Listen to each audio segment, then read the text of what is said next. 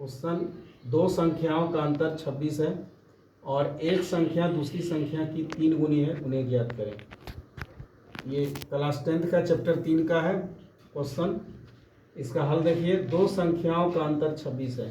पहले लिख देंगे माना पहली संख्या, दो संख्या है तो पहली संख्या दूसरी संख्या मान लेते हैं।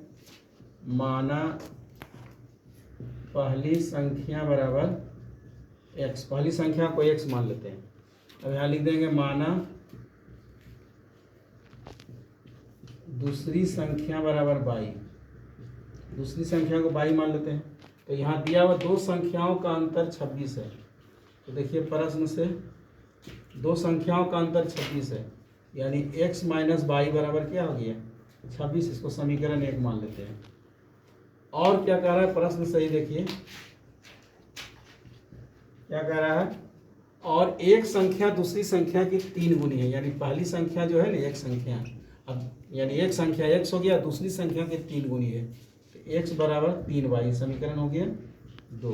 तो यहाँ लिख सकते हैं x बराबर 3y निकल गया। तो समीकरण 2 का मान 1 में रखने पर, वीडियो को स्किप नहीं कीजिएगा, गौर से देखिएगा, समझ में आ जाएगा। x बराबर 3y आया तो यहाँ x बराबर 3y जो मान आया समीकरण 1 में रख देंगे। यहाँ लिख देंगे समीकरण 2 का मान, समीकरण 2 का मान समीकरण 1 में रखने पर, समीकरण 1 में रखने पर, समीकरण 1 में रख देंगे,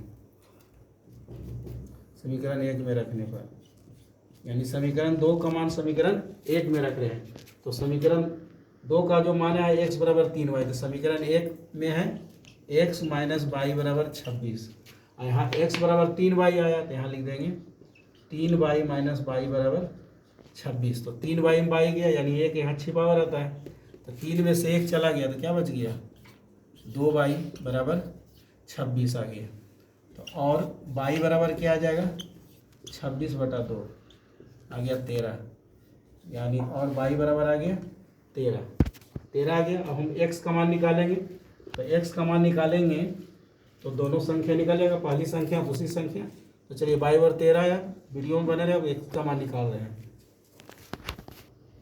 अब लिख देंगे समीकरण 1 में, देखिए एक ही में y का मान रख देंगे, मान निकल जाएगा। यहाँ लिख देंगे समीकरण 1 में y का मान रखने